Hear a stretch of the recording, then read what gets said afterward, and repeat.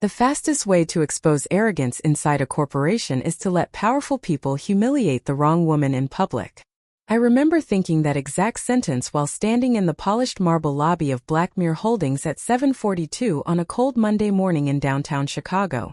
Outside the towering glass walls facing Michigan Avenue, freezing rain drifted sideways beneath gray skies while black sedans pulled executives toward the entrance under glowing streetlights. Inside the lobby, everything smelled like expensive coffee, polished stone, and the kind of quiet corporate confidence people mistake for intelligence. My temporary onboarding badge rested against my cream-colored wool coat, while a 23-year-old human resources coordinator named Madison rushed through orientation paperwork beside me without once making eye contact longer than necessary. "You will be reporting to operational administration on the 38th floor," she explained quickly while checking notifications on her phone. "Most of your responsibilities are transitional support." Transitional support. Interesting phrase considering my late husband built Blackmere Holdings from a single freight brokerage office 31 years earlier into one of the largest private logistics infrastructure corporations in the Midwest. But nobody in the lobby knew that. And for years I preferred it that way. After my husband Daniel Harper passed away 6 years earlier, I intentionally disappeared from public corporate life. No interviews. No board appearances. No shareholder speeches. Just quiet ownership hidden behind family trust structures. Executives stopped paying attention to once the founder died. Sometimes invisibility teaches you more about people than authority ever can. The elevator carried us upward through mirrored steel walls reflecting young executives in tailored suits carrying laptops and speaking loudly about restructuring plans, growth initiatives, and modernization strategies. Nobody noticed the 57-year-old woman standing quietly near the back corner, because corporations train people to look past older women automatically, especially women without visible titles. By 8:15, I sat inside a narrow operational workspace overlooking downtown Chicago through rain-covered windows, while employees moved quickly between glass conference rooms beneath soft white lighting. The desk still smelled new. Somebody from information technology had not even activated my permanent login credentials yet. Across the office floor, conversations drifted between departments discussing executive restructuring meetings scheduled before lunch, cost optimization, cultural realignment, leadership modernization. Corporate language always becomes strangely elegant right before people start destroying things. Around 10:30, an operations manager named Trevor stepped beside my desk carrying a tablet against his chest. Late 30s. Expensive haircut. Executive ambition visible from 20 feet away. "Evelyn?" he asked politely, though the politeness felt rehearsed rather than sincere.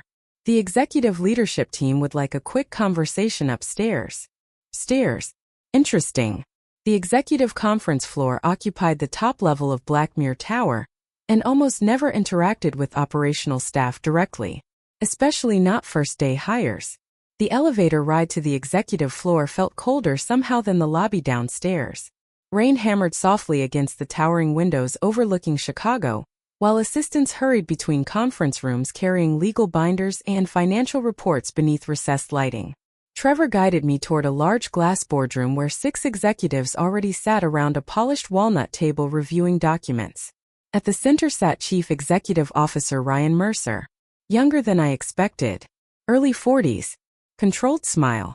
The kind of man who learned confidence before wisdom. "Ms. Harper," he began smoothly once I entered the room, "thank you for coming upstairs." Nobody offered a seat. Small details always reveal power games first.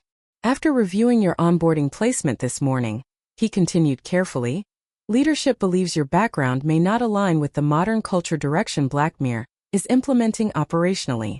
Around the room, several executives avoided direct eye contact, while human resources representatives opened separation folders quietly beside legal documents already prepared before I arrived. So this meeting was never a discussion, just theater. "We are terminating your employment effective immediately," Ryan concluded calmly. "Security will escort you downstairs once human resources finalizes paperwork." Outside the towering windows, freezing rain slid slowly across downtown Chicago, while complete silence settled around the conference room table. Nobody looked uncomfortable enough to stop it. Nobody questioned firing a woman before lunch on her first day. Because corporations become dangerous places once people confuse titles with ownership. I folded my gloves carefully across the conference table before finally lifting my eyes toward Ryan Mercer. Are you absolutely certain, I asked quietly, that this is your final decision? One executive near the far end of the table laughed softly under his breath while Ryan smiled with polished executive confidence.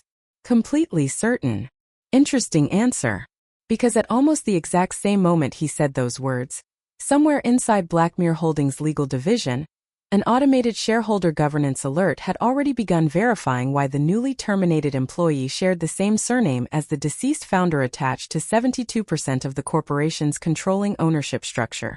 The executive conference room remained silent for several seconds after Ryan Mercer confirmed my termination with the kind of calm confidence only powerful people possess when they believe consequences belong exclusively to other people. Outside the towering windows overlooking downtown Chicago, freezing rain blurred the skyline beneath dark winter clouds while traffic lights reflected across wet streets 38 floors below us. A human resources representative slid a separation packet toward me carefully across the polished walnut table without meeting my eyes directly. Your severance documents are included, she explained softly. Interesting choice of words considering I had technically worked inside the building less than 3 hours. I placed my gloves slowly into my handbag. While executives around the table avoided direct eye contact the way corporate leadership always does after public humiliation, nobody wants emotional responsibility attached to executive decisions. Security will escort you downstairs, Ryan added smoothly while reviewing something on his tablet as though terminating another human being before lunch barely interrupted his morning schedule. I stood calmly beside the conference table, while rain tapped softly against the towering glass walls surrounding the executive floor. Very well, I replied quietly. I appreciate the clarification. That sentence seemed to relax the room slightly because executives always expect older women to become emotional after humiliation. Calmness unsettles them more than anger ever could. The elevator ride downward felt strangely quiet beside the young security officer assigned to escort me through the lobby. He looked embarrassed the entire time, though he never said a word. Outside Blackmere Tower, icy wind swept through downtown Chicago while black umbrellas moved quickly along crowded sidewalks beneath glowing traffic lights. I stepped into the back seat of a waiting town car, just as my phone vibrated for the first time since entering the executive conference room upstairs. Unknown corporate number. I answered calmly. Evelyn Harper speaking. The voice on the other end sounded breathless already. Ms. Harper, this is Denise Calloway from Blackmere Corporate Legal. I apologize for contacting you immediately after. She paused awkwardly searching for polite language. After the termination meeting. There it was. The shift already beginning. Not emotionally. Structurally. How may I help you? I asked quietly while watching freezing rain streak across the car windows facing Michigan Avenue. Papers shuffled quickly through the phone line before Denise continued carefully. Legal received an automated shareholder governance verification alert tied to your onboarding file approximately 9 minutes ago. I remained silent. Let people hear their own panic fully before interrupting. The system flagged your identity against the Harper Founders Trust, she continued, her voice noticeably tighter now, specifically regarding controlling ownership registration. Outside the car windows, downtown Chicago moved through another ordinary winter morning, while somewhere 38 floors above me executives still believed they controlled the company they had just used to humiliate the wrong woman publicly. I see, I replied softly. Denise inhaled sharply before speaking again. Ms. Harper, are you listed as the primary controlling beneficiary of the Harper Founders Trust? The question hung quietly between us beneath the sound of freezing rain against the city streets. Yes, I answered simply. Complete silence exploded across the line after that single word. No typing. No papers moving. Just silence heavy enough to feel through the phone itself. Because somewhere inside Blackmere legal systems, archived governance structures were already opening automatically. Founder trust agreements, shareholder control documentation, board succession filings, ownership voting percentages executives had ignored for years because corporations eventually stopped seeing the people who built them once quarterly profits become more important than institutional memory. Finally Denise spoke again, though much more carefully now. Ms. Harper, according to the governance records currently loading into legal review, her voice nearly disappeared entirely. You own 72% of Blackmere Holdings. Outside the rain-covered windows, Chicago traffic continued moving normally while inside Blackmere Tower the first cracks were already beginning to spread silently through executive leadership. Then my phone vibrated again with a second incoming call before Denise even finished speaking. This time the caller identification displayed one simple word across the screen. Board chair. The call from the Blackmere Holdings board chair arrived while freezing rain still swept across downtown Chicago beneath dark winter clouds hanging over Michigan Avenue. Inside the back seat of the town car, I watched blurred headlights move slowly through traffic while the phone continued vibrating quietly in my hand. 3 minutes earlier, corporate legal had just confirmed what the executive leadership upstairs still did not fully understand yet. The woman they publicly terminated before lunch controlled 72% of the corporation they believed belonged to them. I answered calmly on the fourth ring. Evelyn Harper speaking. The voice on the other side sounded older, steadier, and infinitely more careful than anyone inside the executive conference room earlier that morning. Mrs. Harper, the board chair said immediately, this is Leonard Whitaker. I believe we need to speak in person as soon as possible. Interesting. Not Ms. Harper. Not Evelyn. Mrs. Harper. The old governance structure still remembered who I was even if the executives forgot. I imagine you do, I replied softly while rain streaked across the city outside the car windows. Silence lingered briefly before Leonard continued. The board was not informed about your onboarding placement this morning. Of course they were not. Ryan Mercer liked control too much to invite governance oversight into operational restructuring decisions, especially decisions involving people he considered irrelevant. Where is Mr. Mercer right now? I asked quietly. Leonard exhaled slowly through the phone. Inside an emergency legal review session with executive counsel. Another interesting phrase. Emergency legal review. Not onboarding misunderstanding. Not administrative correction. Emergency.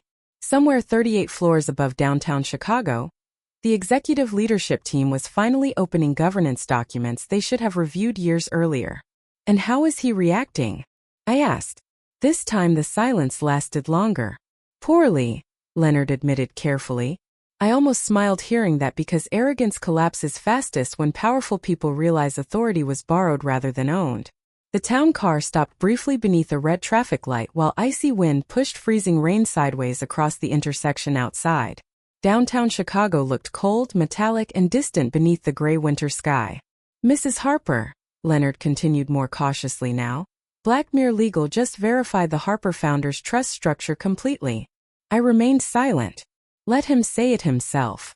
Your ownership position grants 72% controlling voting authority across all executive governance actions.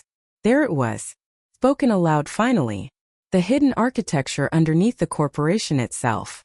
31 years earlier, Daniel Harper structured Blackmere Holdings specifically to prevent short-term executives from dismantling the company culture we built together from a single freight office on the south side of Chicago. After his death, I inherited majority control through layered trust agreements almost nobody inside executive leadership bothered studying, because they assumed founders disappear permanently after funerals. Corporations forget widows very quickly, until ownership speaks. I understand, I answered calmly. The board would like to request your immediate presence upstairs, Leonard said carefully. Several governance questions now require clarification. Governance questions. Another polished corporate phrase hiding panic underneath professionalism. 20 minutes earlier, Ryan Mercer publicly terminated me before lunch while executives watched silently around a polished conference table. Now the board wanted emergency clarification because the corporation suddenly remembered who actually owned it. The town car pulled beneath the covered entrance of Blackmere Tower, while freezing rain hammered against the glass skyscraper stretching high above downtown Chicago. Security staff standing near the revolving doors straightened immediately when they recognized the vehicle. News travels through corporate buildings faster than elevators once power shifts unexpectedly. As I stepped back into the marble lobby, the atmosphere felt completely different from earlier that morning. Receptionists stopped whispering. Security officers avoided eye contact. Even the young human resources coordinator who rushed through my onboarding paperwork hours earlier looked pale standing beside the front desk clutching a tablet against her chest. Fear changes workplace energy faster than leadership ever does. The executive elevator carried me upward once again through mirrored steel walls reflecting a woman executives dismissed as culturally outdated less than 1 hour earlier. But when the elevator doors opened onto the executive floor this time, nobody waited beside the conference room casually anymore. Attorneys stood outside carrying governance binders. Board advisors moved quickly between offices beneath recessed lighting.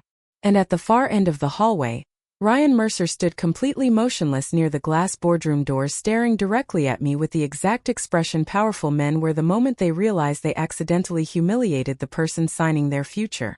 The executive floor of Blackmere Holdings no longer felt like the same place that publicly escorted me out less than an hour earlier. The atmosphere had changed completely. Gone were the polished conversations about modernization and culture alignment drifting casually through glass offices beneath recessed lighting. In their place came hurried footsteps, whispered legal discussions, and the unmistakable tension corporations radiate once leadership realizes power may no longer belong to them. Outside the towering windows overlooking downtown Chicago, freezing rain still moved sideways across the skyline while gray winter clouds darkened the city beneath early afternoon light. Ryan Mercer remained standing near the boardroom entrance as I walked slowly down the corridor toward him carrying the same handbag human resources expected security to escort out of the building permanently. But now nobody mentioned security. Nobody mentioned onboarding mistakes. Nobody even mentioned my termination at all. Because once ownership enters a room, executive confidence changes language immediately. "Mrs. Harper," Ryan said carefully as I approached. "Interesting. Less than 1 hour earlier I was Evelyn. Then I became Miss Harper. Now suddenly I was Mrs. Harper again." The hierarchy inside corporate buildings reveals itself fastest through titles. "Mr. Mercer," I replied calmly while passing him toward the conference room doors. He opened them immediately without another word. Inside the boardroom, nearly every seat around the polished walnut table was occupied now. Board advisors, corporate attorneys, governance counsel, financial officers, even two outside legal specialists sat near the far wall reviewing trust documentation spread across laptops and thick binders beneath the cold white glow of recessed lighting. The atmosphere felt less like an executive meeting and more like a containment operation. Leonard Whitaker rose from his seat near the center of the room when I entered. Older than most executives by at least 20 years, Leonard still carried the steady calm of someone who remembered Blackmere Holdings before it became obsessed with quarterly image management. "Mrs. Harper," he said respectfully, "thank you for returning." This time someone offered me the head chair beside the board position traditionally reserved for controlling ownership representation. Ryan Mercer noticed it immediately. So did everyone else. Small gestures change room psychology faster than speeches ever do. I sat quietly while freezing rain streaked down the towering windows behind the boardroom overlooking downtown Chicago.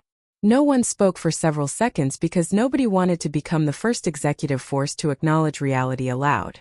Finally, one of the outside attorneys cleared his throat carefully before sliding a governance binder across the table.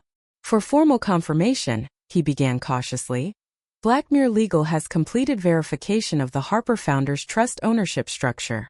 Around the room, executives shifted uncomfortably in their seats while the attorney continued. Following founder Daniel Harper's death 6 years ago, 72% controlling voting authority transferred directly to Evelyn Harper as primary trust beneficiary. Silence settled over the room again, heavier this time. Not confusion anymore. Realization. Ryan Mercer stared down at the conference table without speaking while legal advisors reviewed governance implications across glowing laptop screens. Less than 2 hours earlier, the chief executive officer of Blackmere Holdings publicly terminated the majority owner of the corporation before lunch because he assumed she was an outdated operational hire. Why was the board never informed Mrs. Harper intended to enter operational onboarding? One financial officer asked. Carefully, Leonard answered before I could speak. Because Mrs. Harper was not required to inform executive leadership of anything. That sentence landed harder than the ownership percentages themselves. Corporations become strangely fragile once executives realize the institution they control legally belongs to someone they barely noticed walking through the building. Ryan finally lifted his eyes toward me across the polished table. The confidence from earlier that morning was completely gone now, replaced by the careful restraint people develop once they understand their careers may depend on the emotional reaction of the person they humiliated publicly. "Mrs. Harper," he said slowly, "if there has been a misunderstanding regarding your onboarding placement—" "There was no misunderstanding," I interrupted quietly. The room fell completely silent immediately after that. Outside the windows, freezing rain drifted across downtown Chicago, while every executive inside the boardroom waited carefully for the woman they fired before lunch to decide what happened next. I folded my gloves neatly across the table before speaking again. "The issue is not that I was terminated," I said calmly.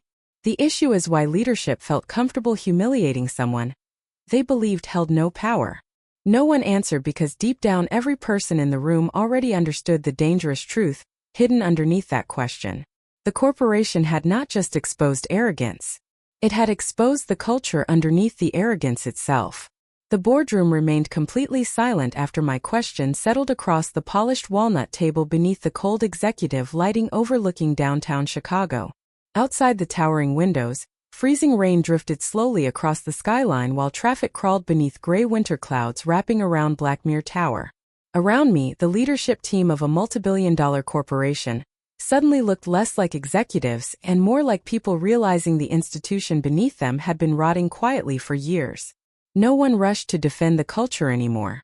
No one repeated polished phrases about modernization or operational alignment, because deep down they already understood something uncomfortable. If leadership could publicly humiliate an older woman they believed powerless, how many other people inside Blackmere had been quietly dismissed, ignored, or pushed aside the same way? Leonard Whitaker folded his hands slowly across the governance binder in front of him before speaking carefully. "Mrs. Harper," he said, "the board was unaware of several executive restructuring practices currently under review." Under review. Another corporate phrase designed to soften ugly truths. I looked toward the glowing city beyond the windows while memories drifted quietly through my mind. 31 years earlier, Daniel and I built Blackmere from a cramped freight office with leaking ceilings and folding tables, bought secondhand from a bankrupt insurance company. We hired people nobody else wanted to train. Single mothers, older dispatchers, veterans returning from overseas, men in their 60s who still understood logistics routes better than software systems ever could. Daniel always believed corporations survive because ordinary employees trust leadership enough to keep showing up every morning. Somewhere along the way after his death, Blackmere forgot that lesson. "The company feels different now," I said softly. Nobody interrupted. When Daniel built Blackmere, people stayed because leadership respected competence. My eyes moved slowly around the conference room. Now people stay because they are afraid to lose healthcare coverage during a recession. Several executives shifted uncomfortably in their seats while human resources representatives stared downward at laptops without typing. The silence inside the room had changed shape entirely. Earlier it was executive confidence. Now it felt like institutional shame beginning to surface. One of the outside attorneys cleared his throat carefully before sliding another folder toward Leonard. Additional internal complaints were uncovered during preliminary governance review, he explained cautiously. Leonard opened the folder slowly while lines formed deeper across his forehead with each page. "What kind of complaints?" one board advisor asked quietly. The attorney hesitated before answering. "Age discrimination concerns, executive intimidation reports, questionable restructuring recommendations tied to compensation incentives." Ryan Mercer finally looked up sharply from the table. "Those allegations were never formally substantiated. Because nobody investigated them," I replied calmly before he could continue further. Silence again. He knew I was right. Everyone in the room knew it. Blackmere leadership had become obsessed with looking modern instead of remaining principled. Younger executives earned bonuses for reducing long-term staff costs, while experienced employees disappeared quietly through restructuring programs disguised as cultural realignment. The corporation Daniel built to protect loyal workers had slowly transformed into the exact kind of company we once promised never to become. Leonard turned another page inside the governance file before suddenly stopping altogether. His expression hardened immediately. "What is it?" one board member asked carefully. Leonard lifted his eyes slowly toward me across the conference table. "There are documents here referencing an executive asset optimization strategy." Ryan Mercer shifted instantly beside the financial officers near the far end of the room. Too quickly. Fear always moves before language. "What kind of strategy?" I asked quietly. The room felt colder somehow beneath the recessed lighting while freezing rain continued drifting across downtown Chicago outside the towering windows. Leonard removed a second document slowly from the folder before answering. "Preliminary proposals to restructure Blackmere assets prior to potential private equity acquisition discussions." There it was. Finally visible. Not modernization. Not culture alignment.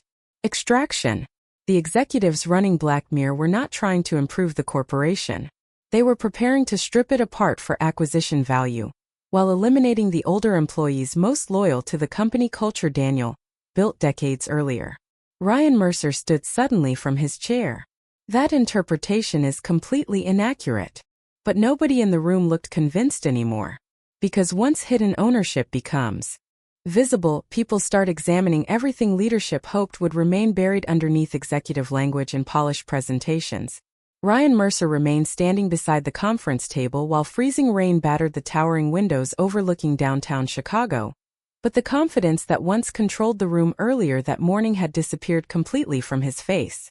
Around him, executives who spent years speaking in polished corporate language suddenly looked trapped inside the consequences of their own decisions. The governance files spread across the walnut table no longer resembled routine operational reviews. They looked like evidence. Leonard Whitaker removed his glasses slowly, while reading through additional documents connected to the proposed private equity restructuring strategy, uncovered inside executive planning archives. These projections eliminate nearly 40% of long-term operational staff within 18 months, he said quietly. One financial advisor near the far wall shifted uncomfortably in his seat.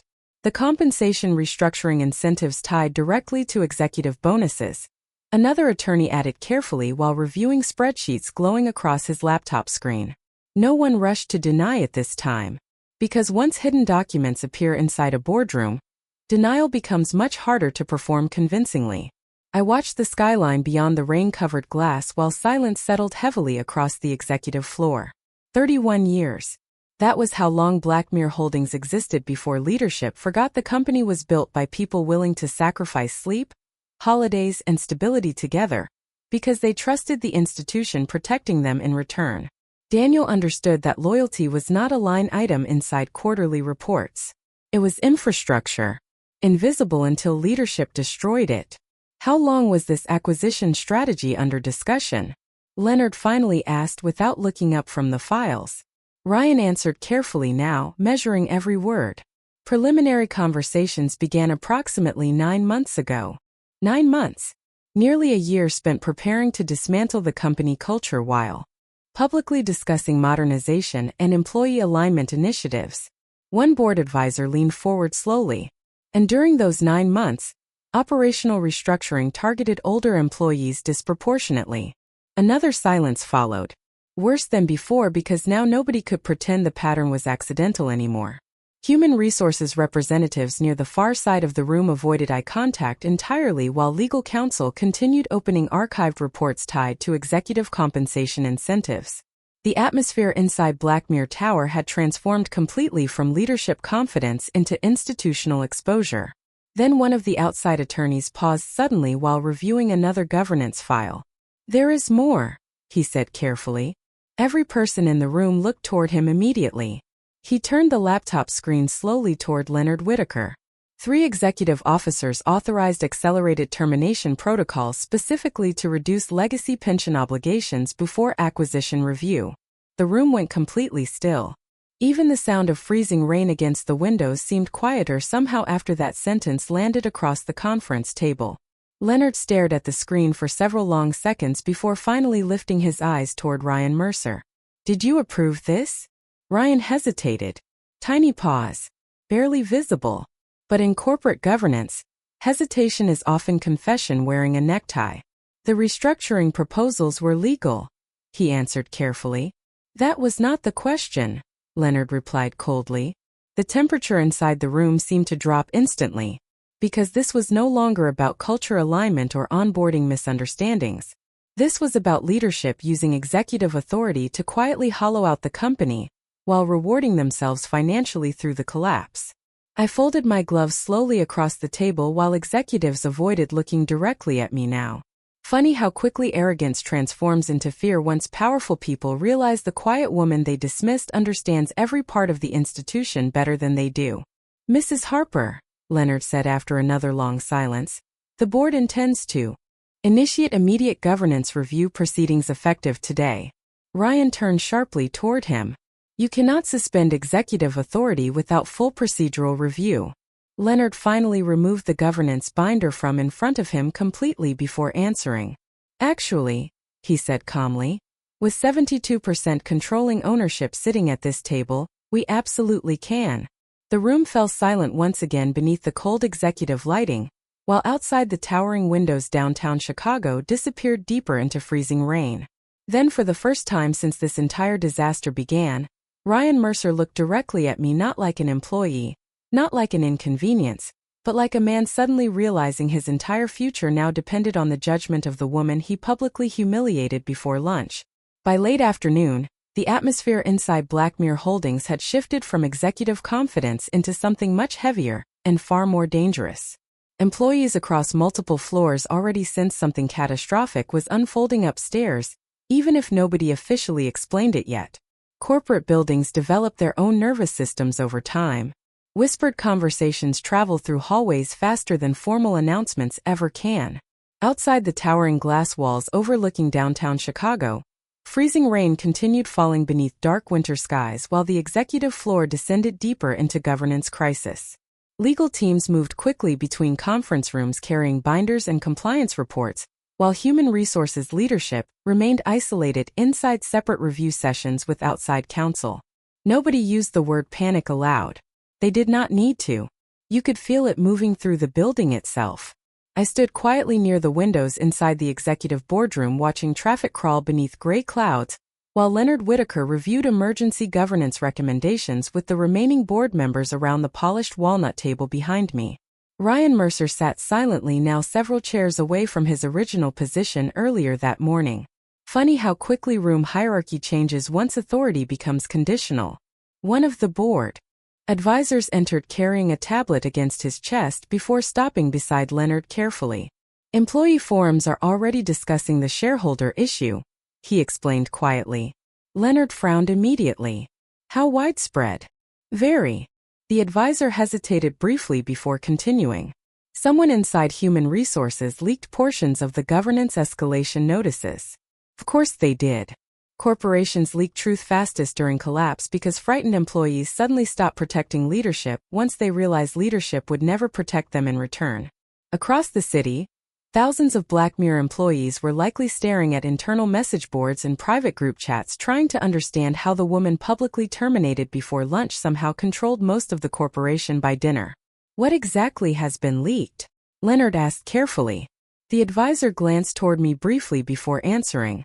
That Mrs. Harper owns 72% of Blackmere Holdings. Silence settled across the room again.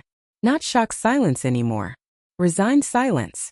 The kind institutions develop once secrets become impossible to contain. Then another executive near the far side of the conference table spoke carefully for the first time in nearly an hour. Employees are already connecting this to the restructuring terminations. There it was. The real danger. Not ownership exposure. Credibility collapse. Once ordinary employees stop trusting leadership motives, corporations become unstable very quickly. How many people were affected by the restructuring initiatives? I asked quietly without turning away from the windows. One financial compliance officer answered reluctantly. Approximately 467 employees over 14 months. 467 lives reduced to optimization metrics inside executive presentations discussing modernization and efficiency. I closed my eyes briefly while freezing rain drifted against the towering glass overlooking Chicago. Daniel would have hated what Blackmere became. Not because the company evolved, Evolution is necessary, but because leadership forgot the people underneath the numbers entirely. Behind me, Leonard Whitaker suddenly placed both hands flat against the conference table. "We need immediate stabilization," he said firmly. "Employee confidence, investor confidence, and governance confidence are all deteriorating simultaneously." Ryan Mercer finally spoke again, though his voice sounded exhausted now rather than authoritative. "What exactly are you proposing?" Leonard looked directly toward him. "A company-wide executive address before markets open tomorrow morning." Several executives shifted uneasily. Public visibility terrified them now because exposure destroys carefully manufactured leadership images faster than financial losses ever could. "And who exactly delivers that address?" Ryan asked cautiously. Leonard turned slowly toward me, standing beside the windows overlooking the freezing Chicago skyline. "Mrs. Harper." The room went still again beneath the cold executive lighting, because every person there understood the symbolism immediately. Less than one day earlier, Blackmere leadership publicly escorted me out of the building as an irrelevant onboarding mistake. Now the board wanted the same woman standing in front of the entire corporation, explaining why executive leadership no longer deserved employee trust. I finally turned away from the windows and faced the room completely. "No," I said calmly. Several executives looked confused immediately while Leonard frowned slightly. "No," he repeated carefully. I folded my gloves slowly into my handbag before answering. "The employees do not need another performance from leadership." Silence. They need the truth. And somewhere deep beneath the executive floor of Blackmere Holdings, thousands of ordinary employees were already waiting to see whether the invisible woman their executives tried humiliating publicly would finally expose everything the corporation spent years hiding behind polished language and expensive glass walls. The following morning, Blackmere Holdings felt less like a corporate headquarters and more like a building waiting for a verdict.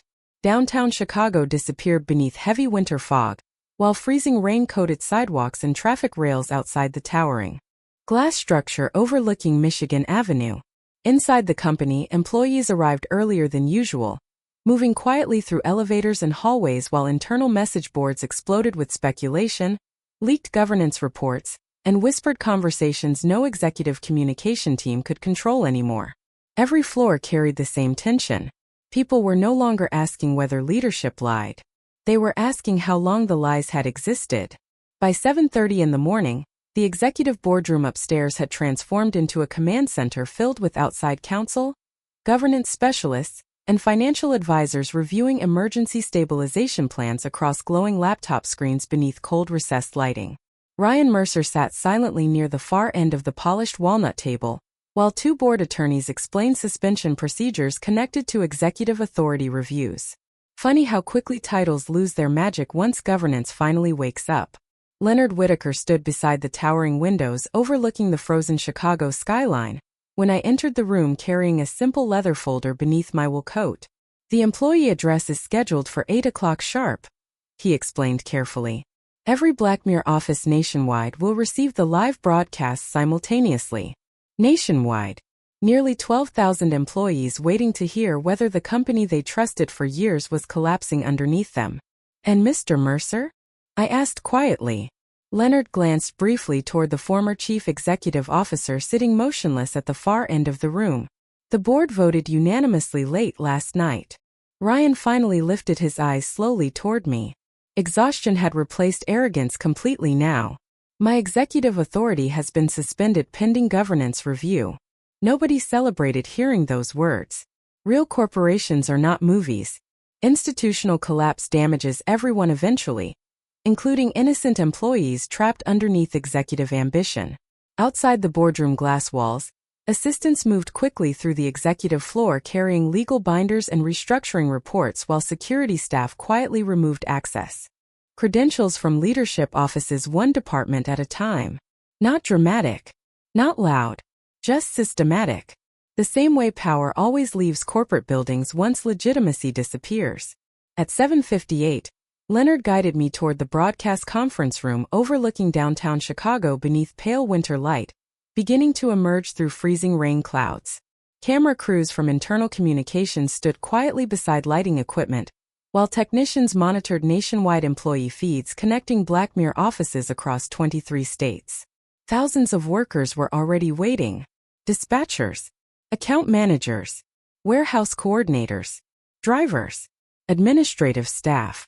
The people who actually kept the company alive while executives spent years discussing optimization strategies from glass towers above them. One communications director approached nervously holding prepared remarks printed on thick corporate stationery. Mrs. Harper, legal prepared approved language regarding leadership transition messaging. I glanced briefly at the pages before handing them back calmly. No, iraplia sufli. They already heard enough approved language. At exactly 8 o'clock, the red broadcast light illuminated above the camera facing me across the conference room. For several seconds I simply looked directly into the lens, while the frozen Chicago skyline hovered behind me beneath gray winter clouds. Somewhere across the country, thousands of employees sat watching quietly from break rooms, offices, loading facilities, and conference rooms waiting to hear whether the rumors were true. I finally spoke calmly. Yesterday morning, Blackmere Holdings publicly terminated me before lunch. Complete silence filled the broadcast room immediately after that sentence. No polished introduction. No executive framing. Just truth. The reason I am speaking to you today is because the company forgot something very important. I folded my gloves slowly across the table in front of me. Corporations do not survive because executives protect themselves. They survive because ordinary people trust leadership enough to keep building together. Across the country, employees listened. Silently, while inside the executive floor behind me, suspended leadership teams sat trapped beneath the consequences of everything they believed nobody would ever expose publicly. That trust was broken, I continued quietly. Not by employees. By people who treated loyalty like a weakness instead of the foundation holding this company together. Outside the towering windows overlooking downtown Chicago, freezing rain slowly began turning into snow, while deep inside Blackmere Holdings, thousands of employees finally heard someone inside leadership speak honestly for the first time in years. Snow began replacing freezing rain across downtown Chicago by late afternoon, soft white flakes drifting past the towering glass walls of Blackmere Holdings, while the city below slowly disappeared beneath winter haze. Inside the corporation, the atmosphere no longer felt like panic. It felt exhausted, like a building finally admitting the truth after spending years pretending everything was stable.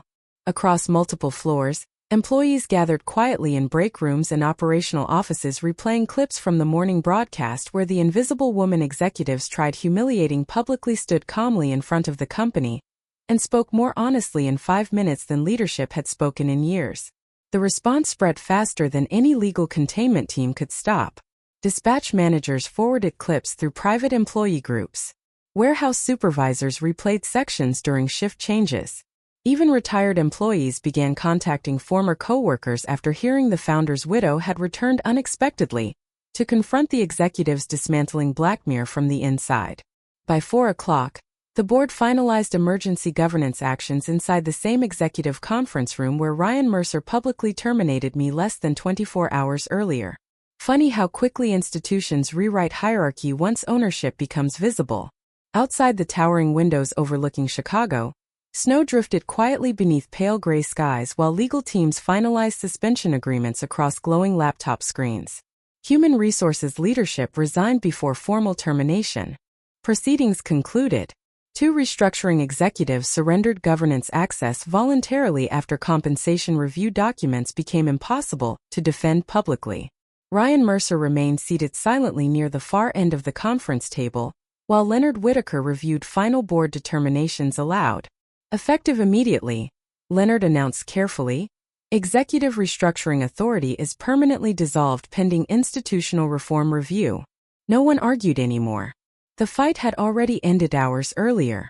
Not because I destroyed them, because eventually corporations collapse underneath leaders who mistake ownership for entitlement instead of responsibility.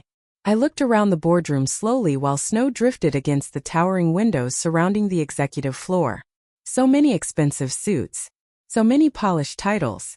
Yet none of them truly understood Blackmere Holdings until the company nearly lost itself completely trying to remove the wrong woman from the building.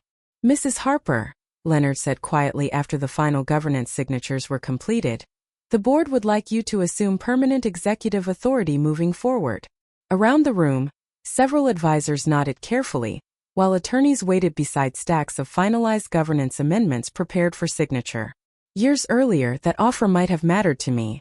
But age teaches strange lessons about power. Especially women who spend decades watching corporations consume people chasing titles that never truly belong to anyone permanently.